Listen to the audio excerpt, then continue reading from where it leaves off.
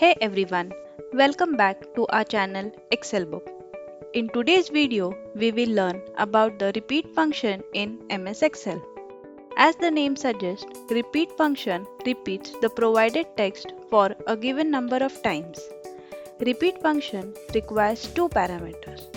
First is the text which we want to repeat, and second parameter is the number specifying the number of times to repeat the provided text. Now let's try to use the repeat function to showcase the data in the graphical way. For this tutorial, we have selected the percentage of people vaccinated across the globe. As per the report published by IMF in July 2021, 13% of the people are vaccinated across world, 39% in advanced economy, and so on. Now, on the screen, we can see the data related to vaccination program in the tabular format with respect to their regions. In cell range D7 to D11 and F7 to F11, numbers in the percentage of population has been displayed for the delivered and administered in relation to their respective region. We kept cell range E7 to E11 and G7 to G11 intentionally blank since we are going to apply repeat function in the same. So now select E7 and enter equal to sign and write REPT and enter open bracket. After the open bracket, we need to enter capital I in the double quote as a text to repeat. Then in the last parameter, we need to enter the number to be repeated. Here we need to select the adjacent cell D7.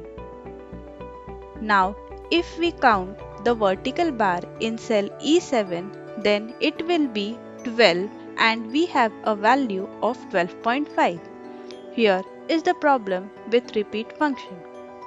If you provide the fractional value to the repeat function, it will not consider the same. In our case, repeat considers 12 as integer as against our provided input of 12.5. To encounter this issue, we can use round function which will round a number to a specified number of digits. In our case, value is 12.5 and we want to round this value to 0 decimals, so using the round function we can retrieve 13 for our repeat function. This round function we are planning to explain in our separate tutorial, so please have an eye on our channel.